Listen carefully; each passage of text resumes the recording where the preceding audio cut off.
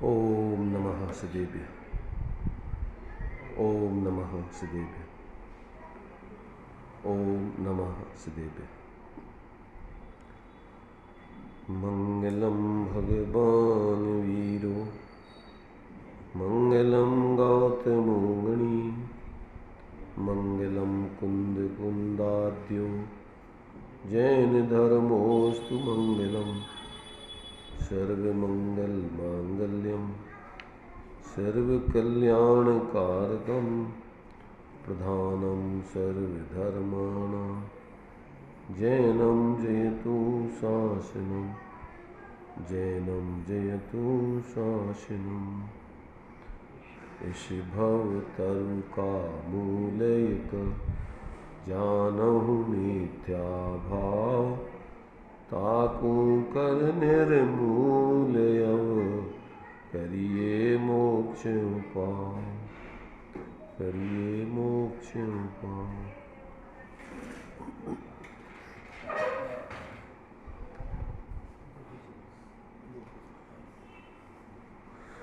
विषय अपना मोक्ष मार्ग प्रकाशक जी के माध्यम से जैनों के आभासों के अंतर्गत व्यवहाराभास के स्वरूप को समझने का चल रहा है। व्यवहाराभासी जीव की तत्वों के संबंध में अन्यथापने की क्या मान्यता आदि होती है, उस बात का अपन यहाँ पर विषय समझ रहे हैं।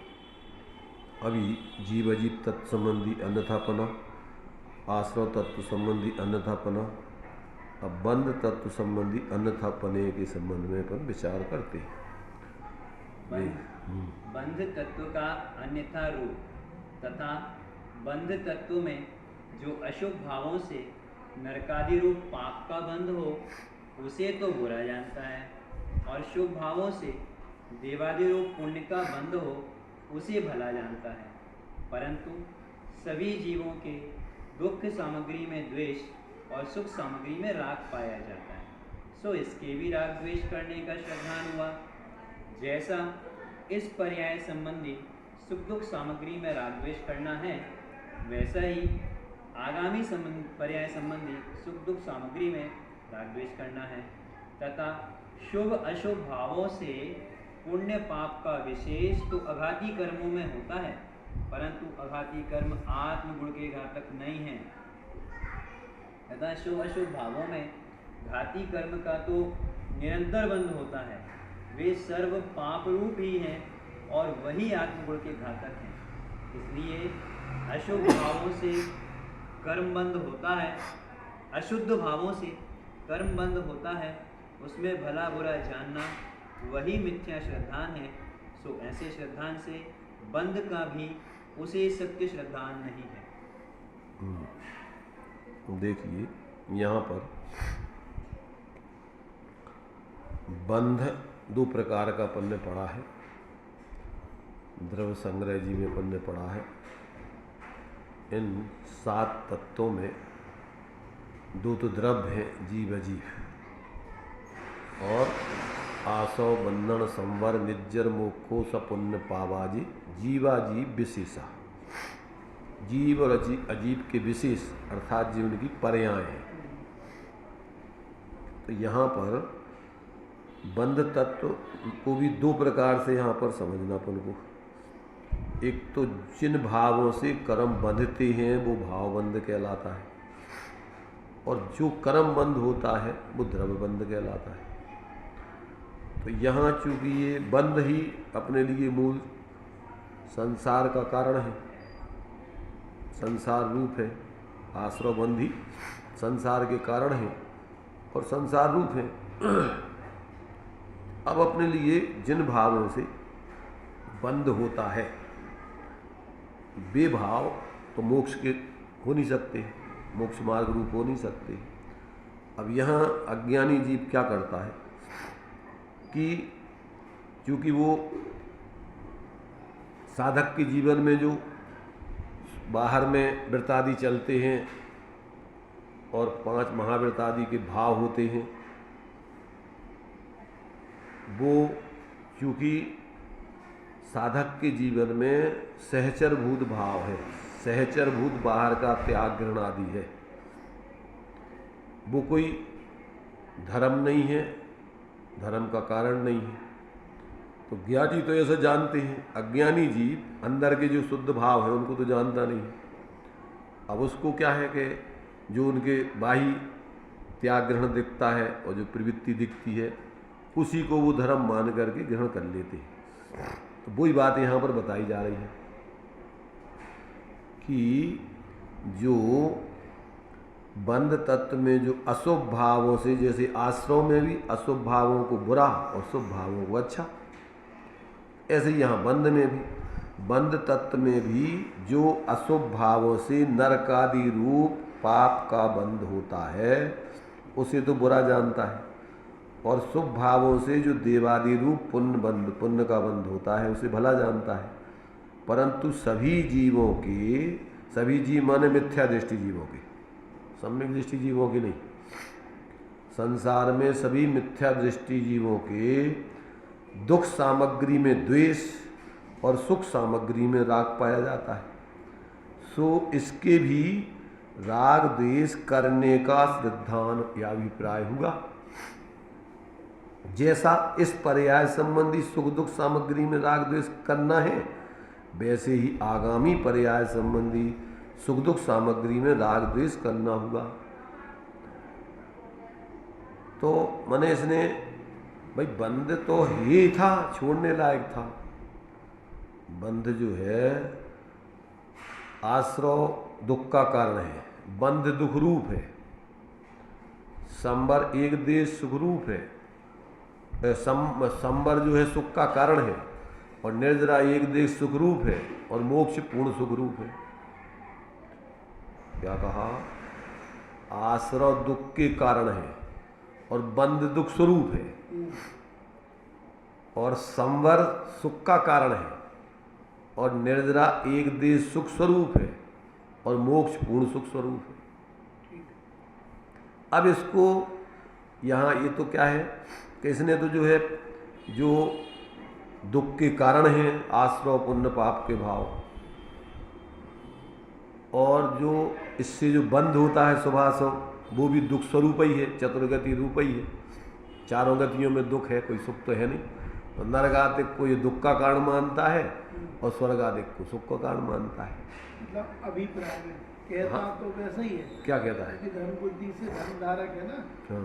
तो जो जन्माने का स्वरूप कहेगा तो वैसे ही कैसा कहेगा कि वो आश्रव दुखकार है, आश्रव दुखकार खनीरी, ऐसे ही कहेगा।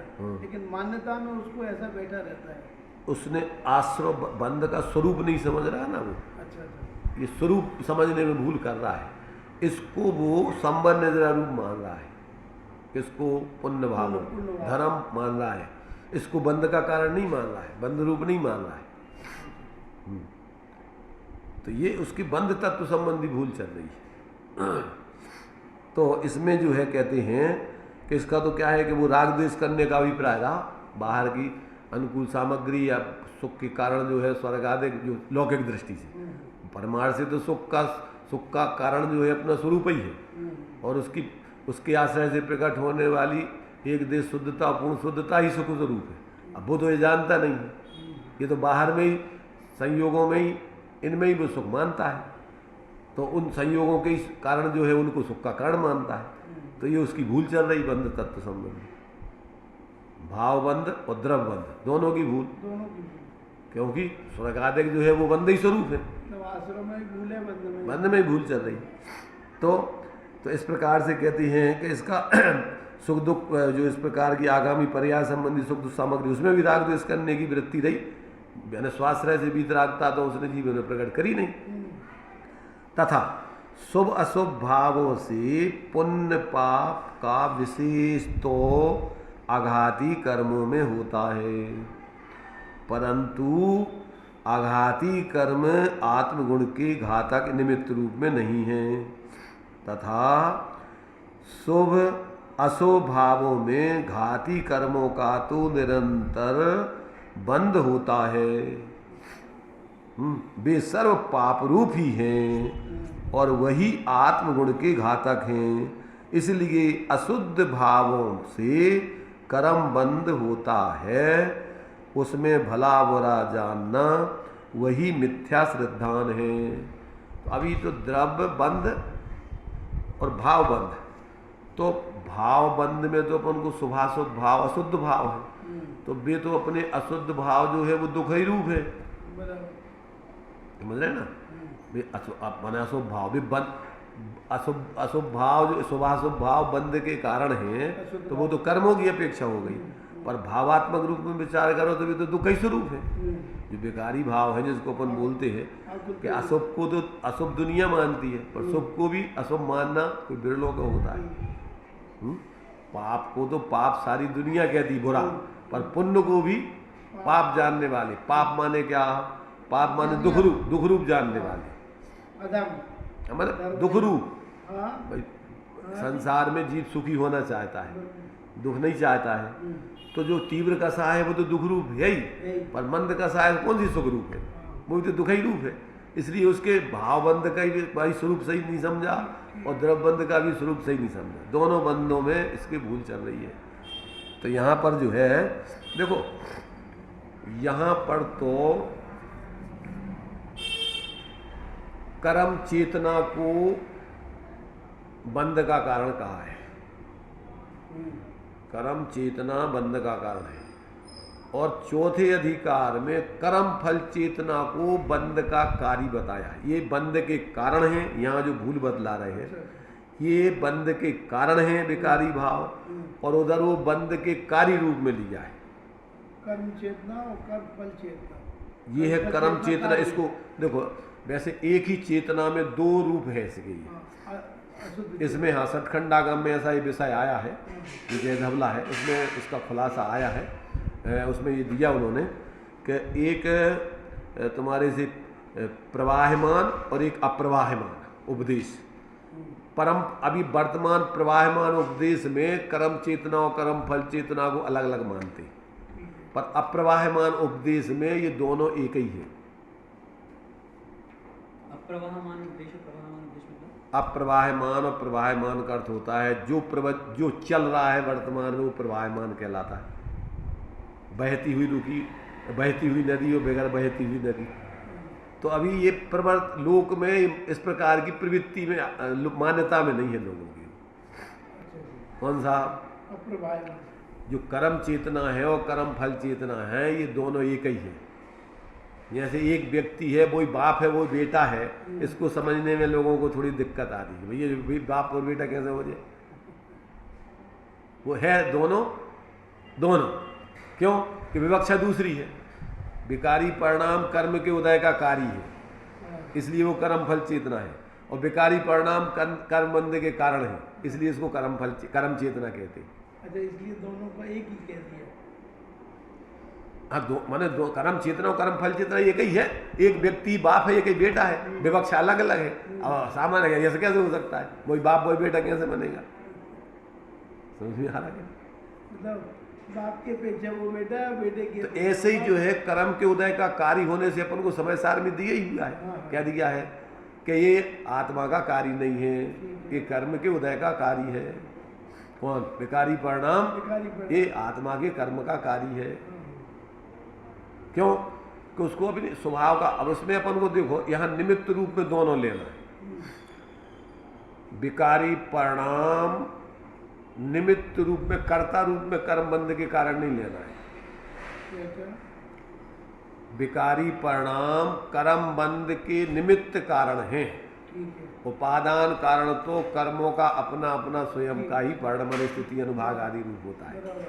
ऐसे ही यहाँ विकारी परिणाम कर्म के उदय का कार्य निमित्त रूप में ही समझना, नैमित्तिक रूप में ही समझना। उपादान रूप में तो वास्तव में आत्मा की स्वयं की ही पर्यायगत योग्यता से पर्याय की उसकी वो कार्य हो रहा है। तो यहाँ निमित्त कारण के रूप में दोनों को लेना है। समझ में आया कि नहीं? विकारी परिणाम और कर्म, विकारी परिणाम कर्म बंध के कारण है, ठीक है, और विकारी परिणाम कर्म के उदय यानी कर्म बंध के उदय का कार्य है। हाँ, कारण भी और कार्य भी। इसलिए कार्य के आधार पर कहा जाता है कर्म फल चेतना। कर्म के उदय का कार्य कर्म फल कहलाता है।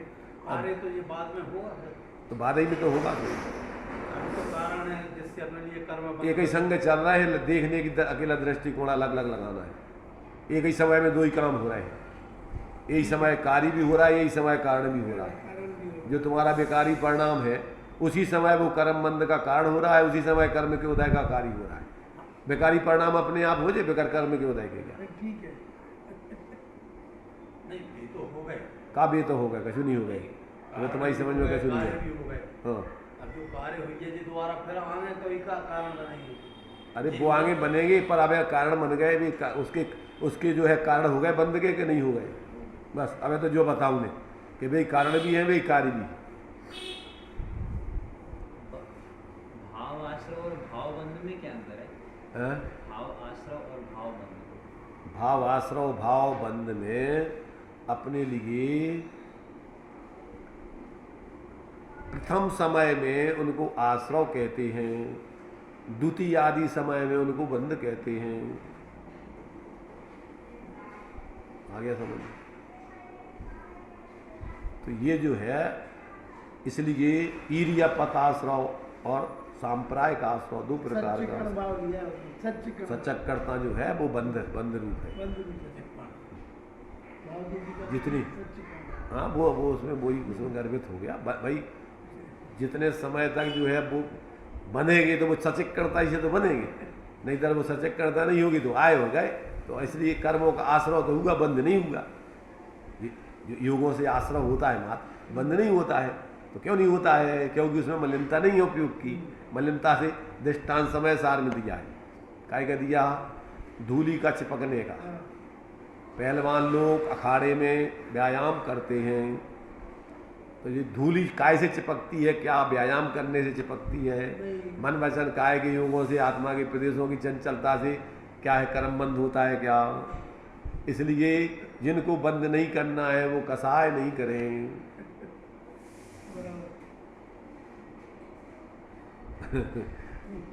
सारी चीजें बहुत चारों तरफ से सेट करना पड़ेगी।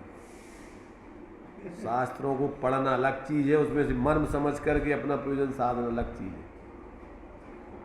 तो ये बात जब समझ में आ जाती है तो साधक के जीवन में फिर जो पुण्य बंध आदि होता है वो जैसा मिथ्या दृष्टि के जीवन में होता है वैसा नहीं होता है।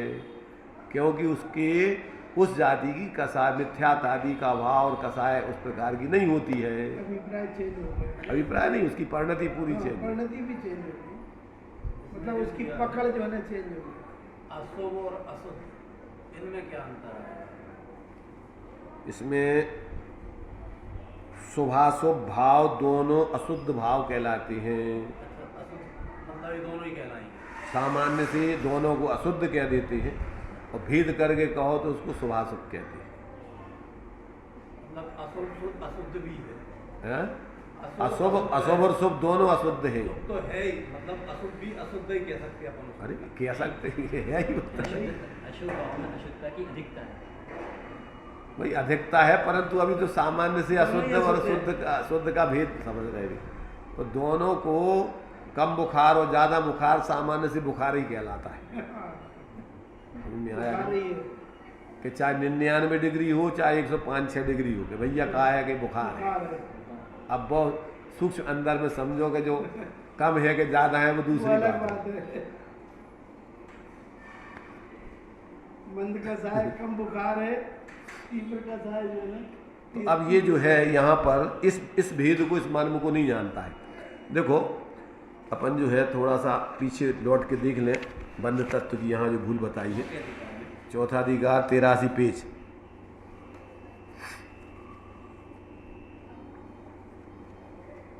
बहुत मार्मिक है ये भी। बंध तत्व की भूल ये किस तरीके से कर्म फल चेतना है। सब भाव कौन से 8 कर्मों के निमित्त से जो कार्य हो रहा है वो कर्म फल चेतना है। क्या 8 कर्मों के उदय में जो कार्य हो रहा है उसका नाम कर्म फल चेतना, सबका नाम सामान्य से। अब कितने प्रकार की देखो कर्म फल चेतना, पढ़िए। बंध तत्व संबंधी अयथार्थ सिद्धांत चौथे अधिकार वाला। मिल गया। Page number 83। तथा इन आश्रव भावों से ज्ञानावरण आदि कर्मों का बंध होता है। उनका उदय होने पर ज्ञान दर्शन की हीनता होना, मिथ्यात्व कषाय रूप परिणमन होना, चाहा हुआ न होना, सुख दुख का कारण मिलना, शरीर संयोग रहना, गति जाति शरीर आदि का उत्पन्न होना, उच्च नीच फल का पाना, इनके होने में मूल कारण कर्म है। उसे यह पहचानता नहीं है क्योंकि वह सूक्ष्म है, इसे दिखाई नहीं देता। तथा वह इसको इन कार्यों का कर्ता दिखाई नहीं देता, इसलिए इनके होने में या तो अपने को कर्ता मानता है या किसी और को कर्ता मानता है। ये बंध तत्व की भूल। ना तो आत्मा इसका करता है, ना अन्य द्रव्य इसके करता है। तुम पढ़ो सुनता जाएगा वो। अपना या अन्य का कर्तापना भाषित न हो हाँ। तो मूढ़ होकर भवितव्य को मानता है। इस प्रकार बंध तत्व का यथार्थ ज्ञान होने पर अयथार्थ श्रद्धान होता है। अब ये देखिए, इसमें लगाओ 8 कर्मों का कार्य बता रही है। इसमें कभी इस रूप में पढ़ा अपन ने इसको कि नहीं पढ़ा? कर्म फल के उसमें 8 कर्म के उदय का एक एक कार्य क्या बता रही है? बंध तत्व की भूल इधर चौथे अधिकार की और 7वें अधिकार की, इन दोनों में अंतर समझ में आता कि नहीं आता? उसमें शुभ शुभ भावों को लिया, उसमें बंध के कारण के रूप में लिया और यहाँ बंध का कार्य के रूप में ये 8 कर्मों का उदय, उस कार्य 8 कर्मों के उदय से जो कार्य हो रहा है ये सब बंध तत्व का कार्य है, ये कह रहे हैं। कर्म फल के लिए हाँ, ये कर्म, इसमें जीव करता नहीं है इसका, और इसका कर्ता जो है परद्रव्य भी नहीं। ठीक है, ठीक है। इसमें ये ले रहे हैं कि कर्म के उदय से होने वाले कार्यों को अपना कार्य मानता है या भवितव्य को मूढ़ होकर मान लेता है। अब देखना अपने कार्य में, यहाँ पर 8 कर्मों में अपना कार्य देखना, ऐसे क्या क्या लगाना कि कर्म ज्ञानावरण और दर्शनावरण कर्म के उदय में देखना, ज्ञान दर्शन की हीनता होना, जो क्षयुपसम भाव है वो कर्म के उदय का कार्य है। इसलिए जब अपनी आत्मा का अपन निर्णय करेंगे तो उसमें ज्ञान दर्शन की हीनता अथवा सम्यक मिथ्यापना ये आत्मा का लक्षण नहीं है। आत्मा का लक्षण क्या है? ज्ञान सामान्य, सामान्य चेतना, ज्ञान सामान्य, ज्ञानानुभूति रेव आत्मानुभूति। तो कम ज्ञान ज्यादा ज्ञान नहीं, सम्यक ज्ञान मिथ्या ज्ञान नहीं, पूर्ण अपूर्ण ज्ञान नहीं, ज्ञान। ये ज्ञान उसका त्रैकालिक स्वभाव है।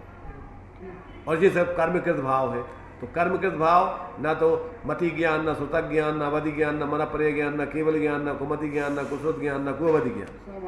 इसलिए उसमें सामान्य ज्ञान लेना। तो ज्ञान में अपना कर्तापना कैसे मानता? कम ज्यादा होने में, मैंने पढ़ाई करी तो ज्यादा ज्ञान हो गया क्या? अरे भाई क्षयुपसम ज्ञान हीना देखे तो अपने को मैं मूरख प्रवीण 8-7 तत्वों की बंध तत्व की भूल में दौलत राम जी ने क्या लिया? अज्ञानी जीव के विचार में सुखी दुखी 8 कर्मों के उदय के कार्य लिए है सब, ये सब इसी में से लिए उन्होंने। मैं सुखी दुखी में ये सुखी दुखी असाता साता वेदनी कर्म का कार्य, और अपने को मान रहा हो उसको स्वरूप में कर्म के उदय में। तो मैं सुखी दुखी में रंग राव मेरे धन ग्रह गोधन प्रभाव, मेरे सुख मेरे सुतीय में सबल दीन, बेरूप सुभग मूरख प्रवीण। ये मूरख प्रवीण क्या हो गया? कम ज्ञान होना, ज्यादा ज्ञान होना, उस रूप अपने को मानना, ज्यादा समझदार मानना, कम मूर्ख मानना, ये कर्म फल चेतना है तेरी। ठीक है। अपने को क्रोधी मानी मिथ्या दृष्टि मानना, क्रोधी मानना, मानी मानना, मायाचारी मानना, ये कर्म फल चेतना है तेरी। अपने को उपयोग रूप नहीं जानना, चेतन को उपयोग रूप, चिन्ह मूरत बिन मूरत अनु पुद्गल नव धर्म अधर्म काल, इन तेन यारी जीव चा ताको न जान, विपरीत मान कर करे देह आदि में निष्पचा। अपने को उपयोग स्वरूप न मान के और कुछ भी मानो, वो सब तुम्हारे कर्म फल चेतना का भाव है, अज्ञानी के विचार है सब। या उसके कार्य कर्म चेतना का है, कर्म फल चेतना का है। इसके कार्य अपना मान नहीं, 8 कर्म के उदय के कार्य रूप अपने को अनुभव करना, ये कर्म फल चेतना है। अपने को मूर्ख प्रवीण मानो, स्त्री पुरुष मानो, चाहे अपने को कुल वाला जैन मानो, ठाकुर मानो, छत्री मानो, 8 मत बताए ना, वे सब इसमें गर्भित हो जाए। काला गोरा मानो सब ये सब अमीर गरीब मानो, स्त्री पुरुष मानो, ये सब जितने भी हैं वो कर्म के उदय का जो भी माने आत्मा का मूल स्वरूप जो है वो नहीं मान के, और जो कुछ भी परिस्थिति जन्य मानना है वो सब मिथ्या मिथ्या। अच्छा हाँ, कोई भी इधर ज्यादा आयु वाला मानो, कम आयु वाला मानो, मरने वाला, जिंदा रहने वाला, ये सब क्या है?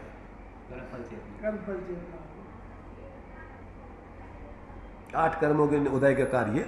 तो ये जो है चाहा हुआ ना होना, कौन से कर्म का कार्य है? अंतराय कर्म के उदय से अपन दान लाभ भोग चाहते ये नहीं हो पा रहा है। तो अब अपन मान लो भैया अपन तो बहुत दीन ही, अपन तो बहुत पापी है, बहुत अपन तुम्हारे बहुत ऐसे हैं, तो ये क्या हो गया? अपने को स्वरूप अनुभव कर रहा है कर्म फल चेतना। तो ये जो है गोत्र कर्म के उदय, हाँ तो इस शरीर का संयोग रहना, तो ये कौन से कर्म के उदय से? आयु कर्म के उदय से। आयु कर्म नाम कर्म रचना है। शरीर की रचना। अरे रहना ये कह रहा है, शरीर का संयोग रहना, एक शरीर में निश्चित समय तक बने रहना, कैसे होता है? आयु कर्म के उदय से। और गति जाति शरीर आदि उत्पन्न होना, ये नाम कर्म का है। ऊंच नीच कुल में उत्पन्न होना, ये गोत्र कर्म का कार्य है। अपने को उस रूप मानना, ये सब आठ कर्मों के उदय से जो परिस्थिति बन रही, इसमें से किसी रूप अपने को मानो, वो सब तुम्हारी जो है मिथ्या मान्यता है, मिथ्या दृष्टि की। दौलत राम जी ने इसको गूंथा है पूरा, मिथ्या दृष्टि के विचार, मैं सुखी दुखी मैं रंग कराओ, सब आठ कर्मों के निमित्त से परिस्थिति जो बनी, ये पूरे के पूरे समय सार में से लिए हुए हैं सब। तो ये अब ये यहाँ लिया है कर्म बंध की भूल, ये बंध तत्व की भूल है, ये बंध का कार्य है, और तुम अपने को कर्ता मानो या अन्य किसी को मानो, ये बंध तत्व की भूल है। और फिर क्या है? मूढ़ होकर के भवितव्य को समझ करके नहीं कि भैया ये कर्म के उदय का कार्य है, ऐसा समझ, मूढ़ होकर के, जब अपन करता नहीं दिखता, दूसरे कोई करता नहीं दिखते, तो मूढ़ होकर के रिपट पड़ेगी हर हर गंगे। रिपट पड़ेगी हर हर गंगे, जानते? रिपट गए तो हमने गंगा में नहाए। ऐसे भैया से ही होना था, अब पता का क्यों नहीं है कैसे बोलूं।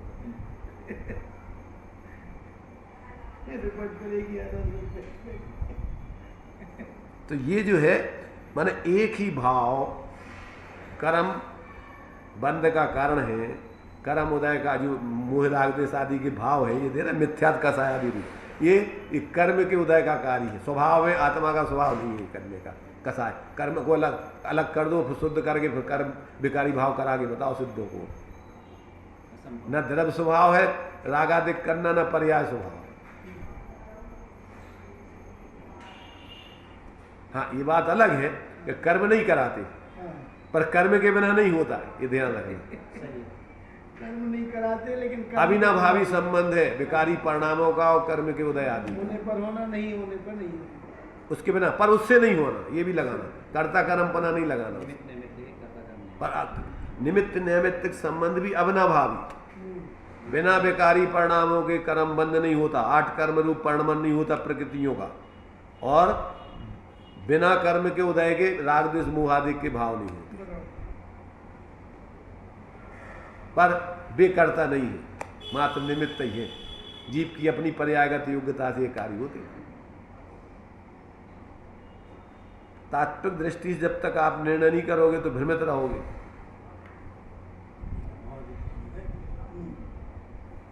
तो ये जो है, ये अपना जो है यहाँ पर जो लिख रहे भवितव्यता तथा अपना अन्न का कर्तापना भाषित ना हो तो मूढ़ होकर भवितव्य को मानता है। यानी जो कहते कि मुकद्दर में जो लिखे ना समझी से भैया से ही होना था, समझो कछु नहीं किया, कैसे होना था, काय भाव जो कि भैया पूर्व में जो अपन ने कर्म माने थे। जो सम्यक ज्ञान पूर्वक भवितव्यता को स्वीकार करते हैं वो उदय भी जानते हैं। हाँ जानेगा, जो उदय नहीं जानता केवल मूढ़ होके कह रहा है ना, वो तो बिना समझे, अब अपन नहीं दिख रहा है, पन नहीं दिख रहा है तो।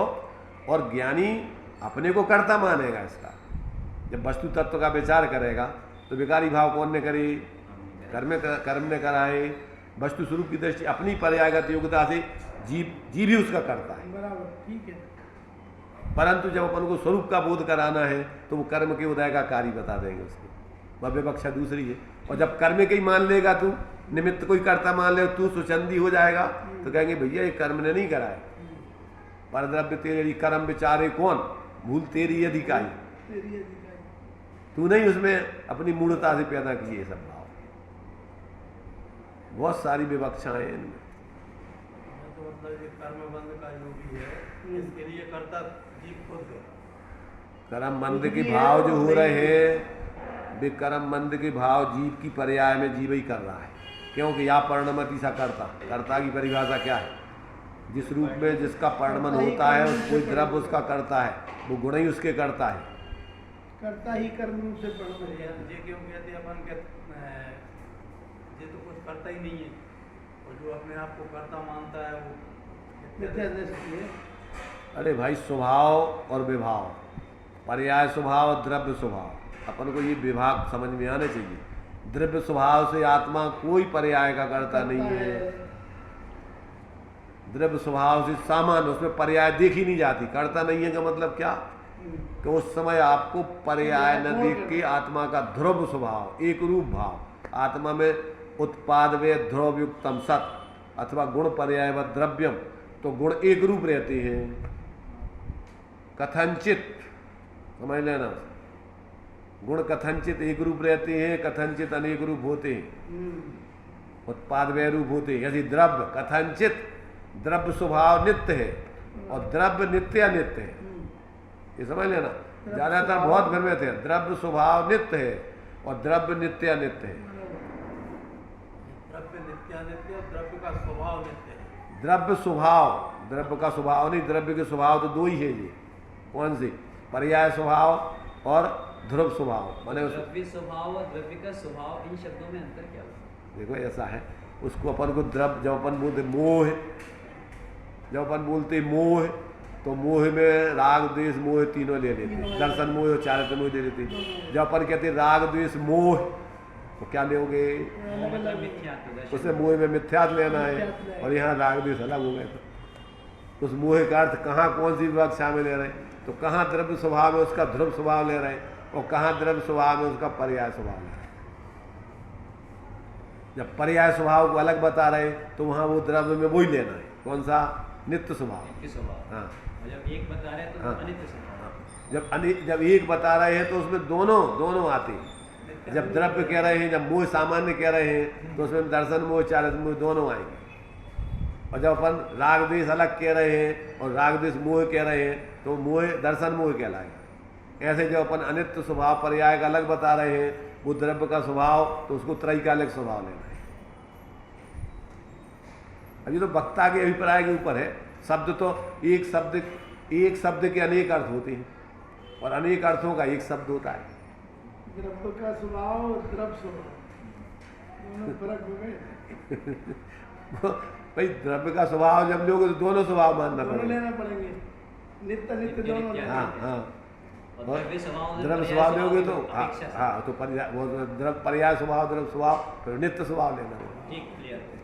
द्रव्य स्वभाव माने नित्य, नित्य नित्य दोनों। नहीं, द्रव्य का स्वभाव नित्य नित्य। हाँ, द्रव्य स्वभाव माने नित्य नित्य, और द्रव्य का स्वभाव नित्य अनित्य। हाँ दोनों है। पर्याय भी द्रव्य का परिणमन होता है और एक रूप भी रहता है द्रव्य। तो थोड़ा सा रोको मत जाने दो, रोको मत जाने दो। बोलने में ही थोड़ा सा टोन बदल जाए तो उसका अर्थ बदल जाता है। नहीं तो द्रव्य स्वभाव जो कहेंगे तो द्रव्य स्वभाव नित्य नित्य दोनों में आएगा। द्रव्य का स्वभाव नित्य अनित्य दोनों है। अच्छा, द्रव्य का स्वभाव, हाँ, क्योंकि द्रव्य दोनों रूप में परिणमन कर रहा ठीक है। है, द्रव्य का स्वभाव दोनों रूप है। हाँ, और द्रव्य द्रव्य स्वभाव स्वभाव एक कहेंगे तो वो द्रव्य स्वभाव माने ध्रुव स्वभाव, एक रूप भाव माने परम शुद्ध। वर्तमान में बहुत भ्रमण है इसकी।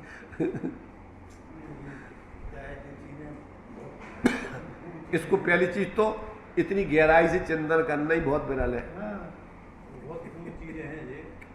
जब समस्या बीमारी होती है तो जो अच्छा डॉक्टर होता है वो खोज करता है उसकी बीमारी का कारण क्या है।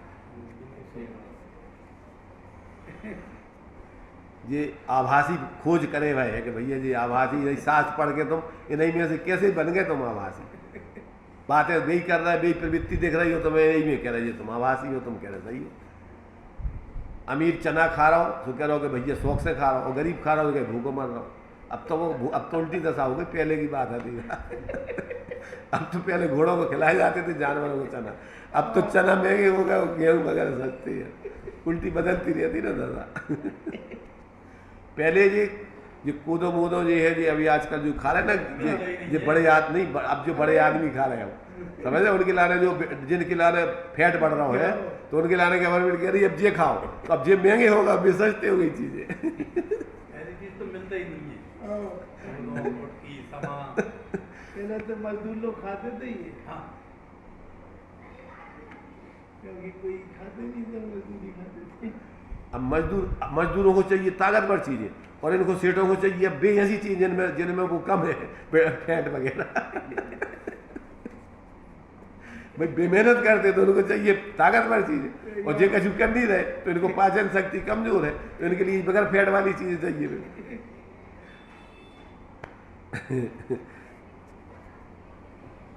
चलो बंद तत्व। तो ये बंद तत्व की अपन को भूल समझ में आना चाहिए। अब डिफरेंस समझ में आएगा इसमें, हैं? अब इसमें समझ में आएगा बंद तत्व का डिफरेंस। अब समझने के लाने अपन चर्चा कर रहे हैं कि खाना पूर्ति के लाने थोड़ी बैठे, अलग से बैठी हैं तो एक लाने बैठे सभा में, तो भैया अरे यार समय खराब कर रहे जी, तो कहाँ की बातें करने में लग गए, अपने पल्ले नहीं पड़ रही, सिर से ऊपर जा रही। अब जी वो समझने नहीं है तो वो के लाने तो खाना पूर्ति के लाने आऊँ ना, तुम अपने सुनाओ आध घंटा पौन घंटा वो चलते बने, पर जिनके लाने समझने हैं वे तो जब तक समझ में नहीं आ जाए जब तक उनकी चर्चा करें, जब तक समझाएंगे उसको। बराबर। जैसे ट्यूशन वाले होते जिनके भी ये होते ना, ये कोचिंग क्लासें चलती हैं, तो कोचिंग वाले तो उसको जब तक समझ में नहीं आएगा जब तक समझाएं, क्योंकि उसकी कोचिंग की वो बनती है क्या बनती है, हाँ कोचिंग के प्रति बच्चे आकर्षित होते हैं और फिर फीस वगैरह उसकी बढ़ती है, उसका धंधा विशेष चलता है। हमारे इधर इतने बच्चे निकले, ऑल इंडिया रैंकिंग इतनी है। और सरकारी स्कूलों में फ्री में तुम पढ़ो चाहे नहीं पढ़ो, उनको तो पैसा तनख्वाह मिलना मास्टरों को, तो उन्हें खाना पूर्ति करना है, और बाद में फिर उनकी कोचिंग में आओ तो पढ़ना है, विशेष समझ में है तो ये कोचिंग क्लास चल रही है अपनी जनरल सरकारी स्कूल में पढ़ाई नहीं है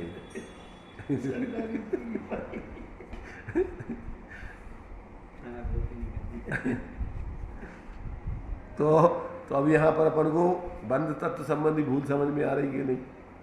आ रही है। जिन भावों से कर्म बनते हैं वे अच्छे बुरे नहीं हो सका, सामान्य से भी बंदगी का है। विशेष रूप से अपन उनमें समझे तो शुभ भावों की अपेक्षा अशुभ भावों में स्थिति अनुभाग आदि ज्यादा पड़ता है, इसलिए उसके लिए ज्यादा खतरनाक कहते हैं। इसलिए जब अपन दो में चुनाव करना पड़े तो व्यवहार से पुण्य को अच्छा कहते, पाप को बुरा कहते। पर जब तात्विक दृष्टि से पूरे अपन को निर्णय करना है कि भैया बुखार मात्र अपने लिए चाहे 98.99 हो गए, चाहे 100 हो गए, चाहे 105, भैया ये सब त्याज्य है अपन छोड़ डाले। और जब स्वास्थ्य लाभ ले रहे हैं तो क्रम से घटता जाएगा तो भैया उसे ठीक है, तो उसमें अपन ठीक रहे भैया, अब जो है अब 5 हाथों 3 रहेगा, अब ठीक है, तो उसको अपन ठीक कहेंगे व्यवहार से, परमार्थ से वो सब छोड़ने लाएंगे। ऐसे ही जी अपन को समझना है कि मोक्ष मार्ग में मुनिराज 2 प्रकार के बताए हैं, असोपयोगी तो नहीं बताए, सोपयोगी भी, शुद्ध उपयोगी मुनि और सोपयोगी भी मुनि, पर असोपयोगी मुनि नहीं बताए।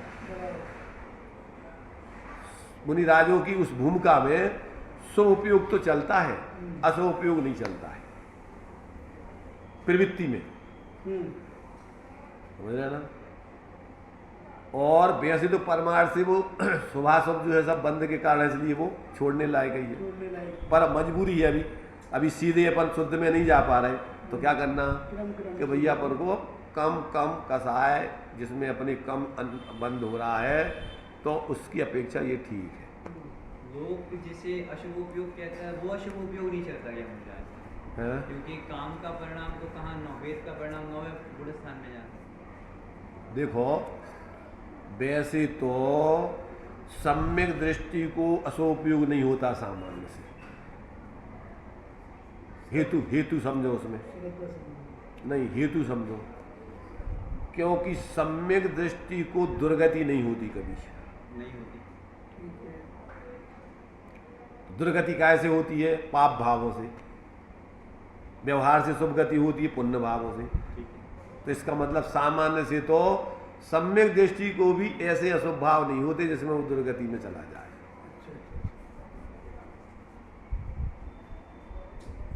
वो सूक्ष्म माना स्वोपयोग की बात है। और ये अपन को अंदर में जो है, जो इस तरीके प्रवृत्ति में कदाचित बाहर में अपन को कृष्ण लेस्या में भी लड़ाई करता दिख जाए, पर अंदर में उसकी बेसिक गिरफ्त पकड़ नहीं होगी, उसकी उतनी मलिनता नहीं होगी, और ऐसे परिणामों में उसकी आयु बंद भी नहीं होता है अशुभ भाव में। जब भी सम्यक दृष्टि को आयु बनेगी तो वो उसके विशुद्ध भावों में बनेगी, संकलित भावों में नहीं बनती। नियम है उसका ही।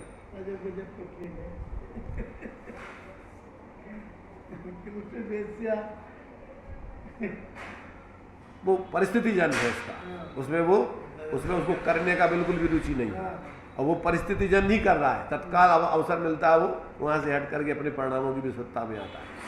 क्योंकि अगर वो ज़्यादा चलता रहे, जैसे वो देते ना कि 6 महीने तक अगर वासना कोई भी कसाई की चलती रहे तो मिथ्यात्व में चला जाए।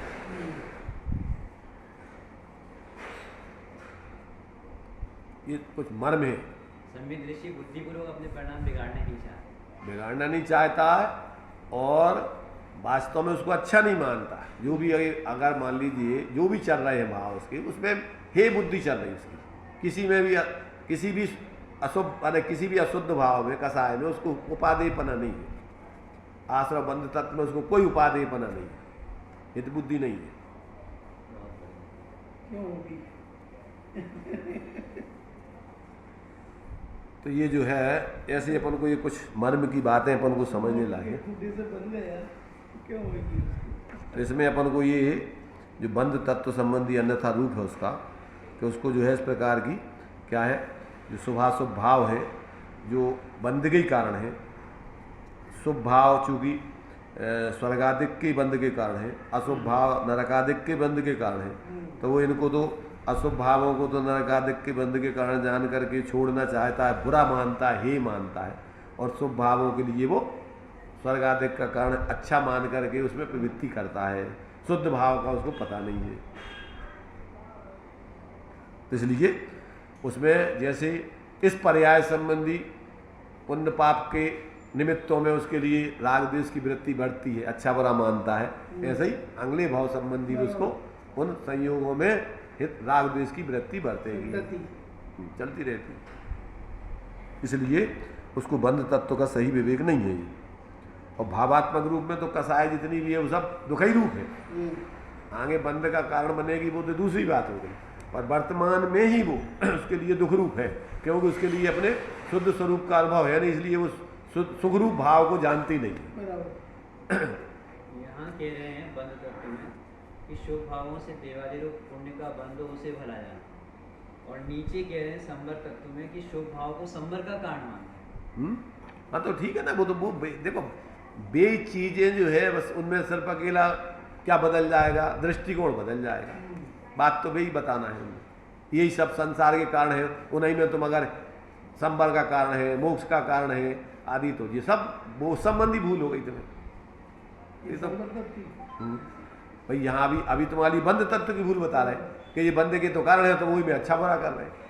अब जैसे अपन को समय सार में दिया है कि बताओ तुम्हारे लिए कौन सी बेड़ियों से, सोने की बेड़ियों से बांधे तो अच्छा है कि लोहे की बेड़ी पसंद है तुम्हें, कौन सी बेड़ी से बंधना चाहते हो?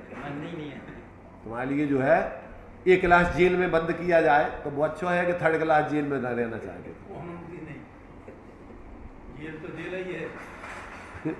ये दृष्टांत दी है क्योंकि ज़्यादा समझ में आता आदमी को। अरे साहब सोने की, अरे सोने बेड़ी है रे भाई।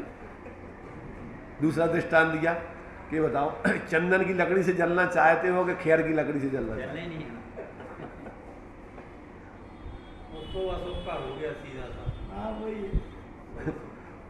तो अब ये सारी चीज़ें अपन को जब चारों तरफ से समझ लेंगी तो फिर कहाँ ज्ञानी किस अभिप्राय से कौन सी बात कह रहे हैं उसमें अपन को कहीं भ्रम नहीं होगा।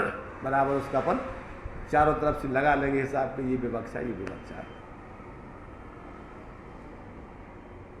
तो इस प्रकार से ये सभी प्रकार के जो इस प्रकार बंध के भाव हैं उसमें जो हित अहित का माने अपने लिए उपादेय हेपना जो मान रहे हैं ये उसका बंध तत्व संबंधी अन्यथा श्रद्धान है। भूमिका अनुसार अभी अपन ने पढ़ा कि जब तक पूर्ण शुद्ध में नहीं जाओ आश्रव तत्व के उसमें दिया था, आश्रव में दिया था ना, सो ऐसी दशा ना हो तब तक प्रशस्त राग रूप परिवर्तन करो, परंतु श्रद्धांत तो ऐसा रखो कि यह भी बंध का कारण है। है श्रद्धान में से मोक्ष मार्ग जाने तो मिथ्या दृष्टि ही होता है। बंध का कारण है ये, हाँ वो सिद्ध कर रहे हैं। अब इस बंधन को तुम अच्छा मानो तो ये तेरी अभिप्राय मान्यता गलत है। बंधन को अच्छा माना मतलब संसार में रहना अच्छा माना बस। अब परिस्थिति बसात रहना पड़े तो फिर उसमें विवेक रखना कि नहीं भैया आप नरक में चले जाओ। इष्ट उपदेश में दिया है कि भैया जो है इंतजार करना है मित्र का तो धूप में खड़े होके करना कि छाया में खड़े होके करना। अभी आपको मोक्ष नहीं हो रहा है तो नरक में रह कर के मोक्ष जावेगी तो ये सोचना कि स्वर्ग में जाकर के सोचना। अभी जब तुम्हारे लिए अभी यही रहना है तो तू कछू कहीं नरक में चले जाओ चाहे कहीं चले जाओ। अरे ये मूर्खता है तेरी।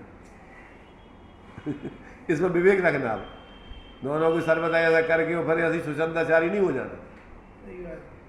चाय में समझदारी, चाय में खड़े रह के इंतजार करना। इसलिए इस संतुलन की बात है। समय सार में 9 तत्व कहे और तत्वार सूत्र में 7 तत्व कहे। क्यों कहा? इस पुण्य पाप में दोहरी समस्या खड़ी होती है। पुण्य को धर्म मान लो तो खतरा है और पाप जैसा मान लो तो खतरा है। दोनों प्रकार से खतरा है। क्यों कि पुण्य में रह करके ऊंची धर्म साधना होती है, पाप में रह करके नहीं होती। तो धर्म के सहचर रूप पुण्य चल सकता है, पाप नहीं चलेगा। परंतु बंध वो मुक्ति का कारण नहीं है, इतना विवेक रखना है। इसलिए पुण्य धर्म नहीं है, परंतु धर्म के साथ रहने में उसको अभी बाधा नहीं है। निचली भूमिका में साथ रह सकता है पर धर्म नहीं। पाप को साथ में रखना योग्य नहीं है। वो साथ धर्म के उत्कृष्ट साधकों के वो साथ रहता भी नहीं है।